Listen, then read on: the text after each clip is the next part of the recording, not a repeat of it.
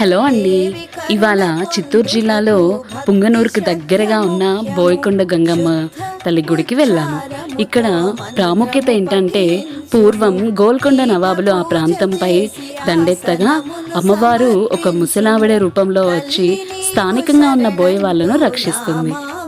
ఆ తర్వాత అమ్మవారిని బోయవాళ్ళు శాంతింపచేసి అక్కడే ఉండమని కోరుతారు. దాంతో అమ్మవారు బోయకొండ గంగమ్మగా పూజలు అందుకుంటూ ఉంది. నవాబులను హతమార్చే సమయంలో అమ్మవారి కత్తి దాటికి గురైన ఒక రాతి బండ 2 ముక్కలుగా అయింది. ఆ దృశ్యాన్ని మనం ఇప్పటికి కూడా చూడొచ్చు. ఒక విషయం ఏంటంటే, అక్కడ అమ్మవారి శిరస్సు మీద 3 పుష్పాలు ఉంచి భక్తుల కోరికలు నెరవేరుతాయా లేదా అని అయ్యవార్లు తెలియజేస్తారు.